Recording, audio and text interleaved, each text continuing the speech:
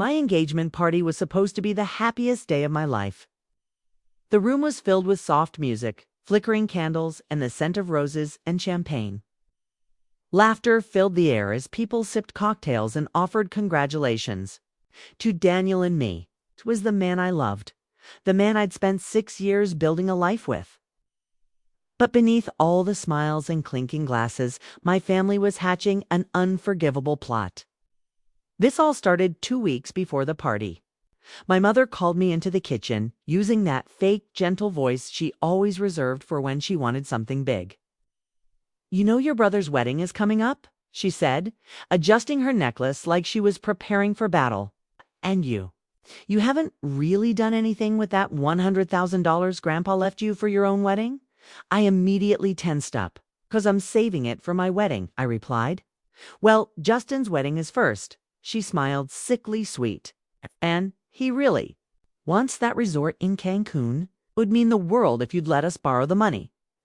I blinked. "You want me to give him my wedding fund?" "Not give." My father chimed in from the doorway. "Just lend it. You and Daniel can have a backyard thing. You're not flashy anyway." I stared at them both. "You want me to downsize my future for his big party?" My mom scowled. "It's not about you, Ava.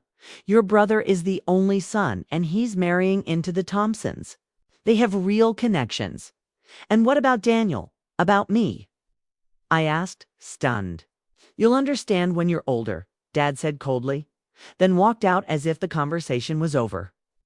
But I didn't give in. For 2 weeks, the tension at home was unbearable. They tried guilt. They tried manipulation. Mom even cried and told the extended family I was refusing to help my brother in his time of need. I ignored their judgmental stares and silent criticisms. Daniel kept telling me, "You don't owe them your future, Ava."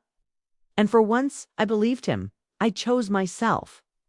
I never expected them to retaliate like that. The night of the engagement party, everything was perfect until my brother showed up late, clearly drunk, and tossed his blazer onto a guest chair like he owned the place. My father gave him a nod, then scanned the room for me.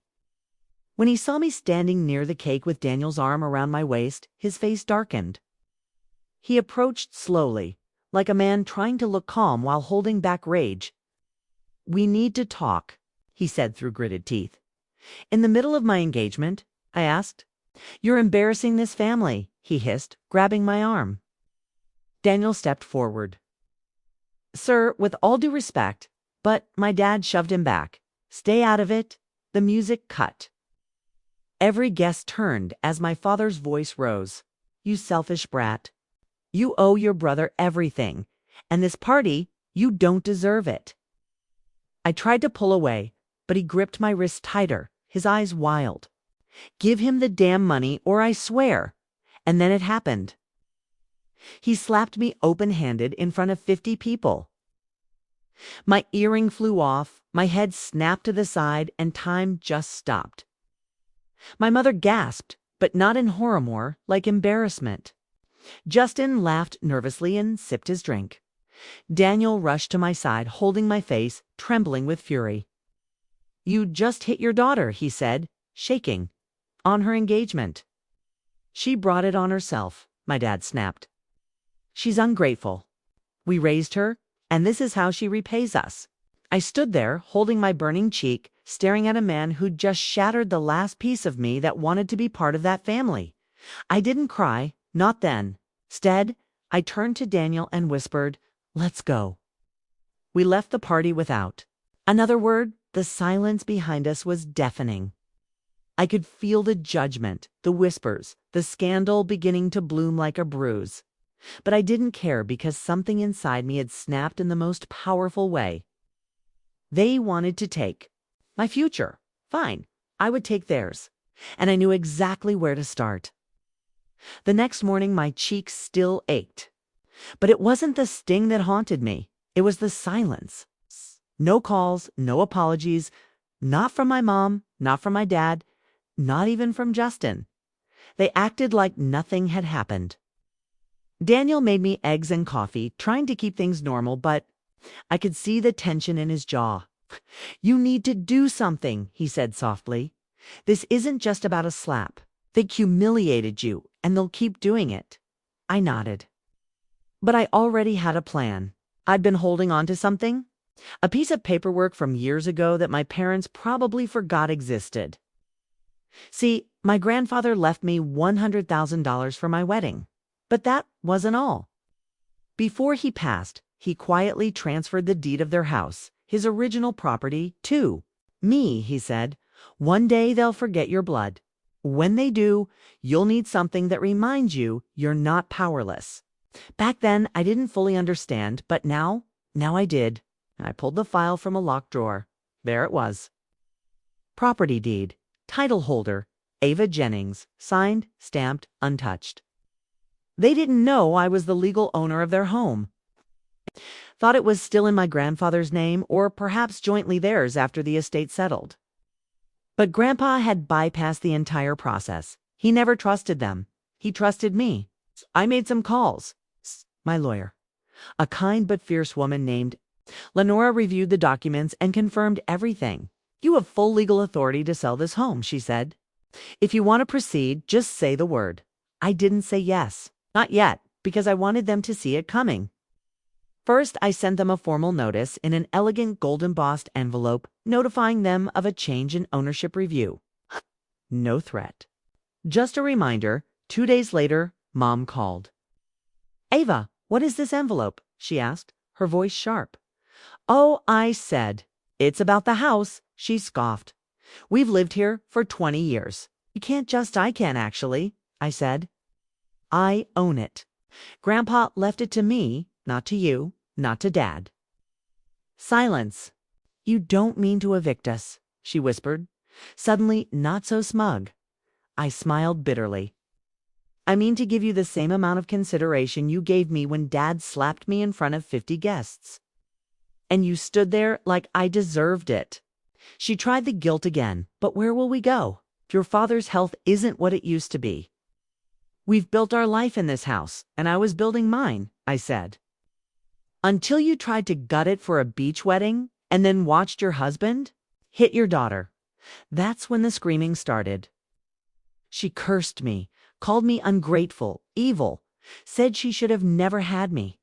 I let her rage until she was breathless. Then I said, you have 30 days. Click. I wasn't done. Daniel and I went to Justin's wedding, invited only because I hadn't formally gone public yet. I showed up in a sleek white pantsuit, my cheek healed, my eyes colder than ice. My brother smirked at me during the reception like nothing had happened. Glad you could finally show your face, he said. I leaned in. Hope you enjoy the honeymoon, I whispered. Because when you get back, Mom and Dad won't have a home to welcome you. He laughed until he realized I wasn't joking. 2 weeks later, the final documents went through. I sold the house not to just anyone, but to a developer who planned to bulldoze and rebuild. The notice was posted on their front door in bright red. Property sold, vacate within 14 days. My phone rang nonstop. I didn't answer. When they showed up at my doorstep in tears, I let them stand on the lawn. You think this is fair? My dad shouted. No, I said, but neither was slapping me at my engagement or choosing a son over a daughter for 28 years. We gave you everything, he growled. You took everything, I corrected. Now I'm just returning the favor. They begged. For the first time in my life, they begged me, but I had already moved on. I watched them drive away in silence, their entire life packed in the back of Justin's SUV. It wasn't revenge. It was justice, and it was only the beginning. 3 months after I sold the house, life was calm, but I wasn't done healing. So the world assumed I was doing fine, that I'd moved on from the betrayal. But trauma doesn't vanish just because the deed is filed and the locks are changed. The truth is, I spent nights questioning whether I went too far, whether revenge was just masking old wounds. But then the letter arrived, was addressed in my mother's handwriting, mailed, not emailed, as if shame was too heavy for a digital message. I let it sit unopened on my kitchen counter for 2 days. When I finally read it, the words stung like glass. We raised you. We loved you. You're destroying your family out of spite. You've sold our home, your home, and now your father's health is declining. You've made your point. Are you proud of yourself? No apology, no acknowledgement of what they did to me, just guilt. I burned the letter in a fire pit that night. Daniel stood beside me silently, handing me the lighter. He didn't need to say anything. His presence told me everything I needed.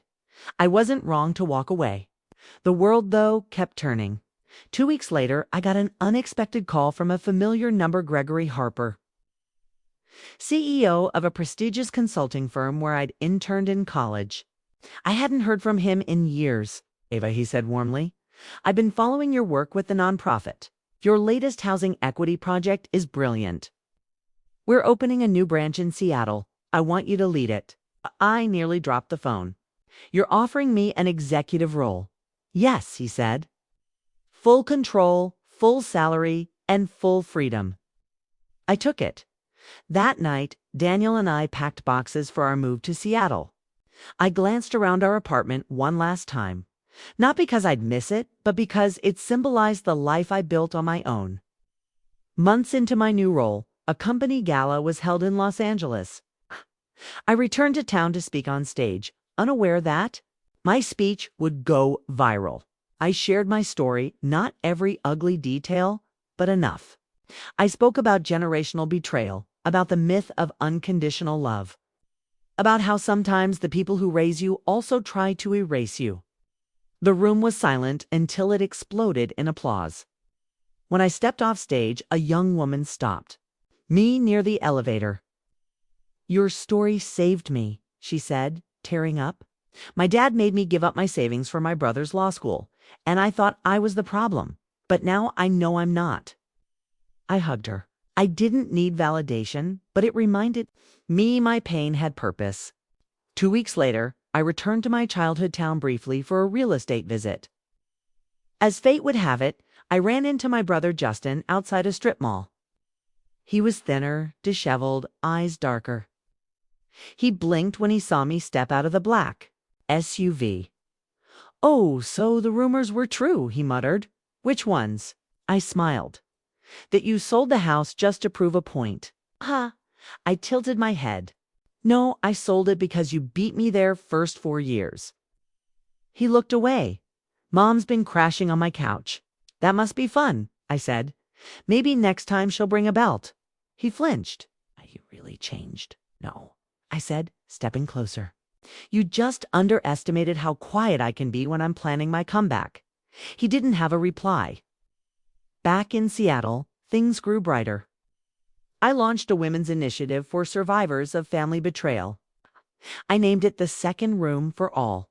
The daughters who were told they'd never deserve the first. At the grand opening, I gave one final speech. I was beaten at my own engagement. But that wasn't the day I broke. It was the day I began to rebuild. We're not what they did to us. We are what we build from it. Applause, tears, hope. My parents, I never saw them again. But every now and then, I imagine them driving past the spot where their house once stood. Now, a modern shelter for single mothers stands there, paid for by the very fund they tried to steal from me, and that ... That's the legacy I choose to leave behind. Not revenge, rebirth. Please subscribe to our channel and tell us in the comments where you're watching this video from.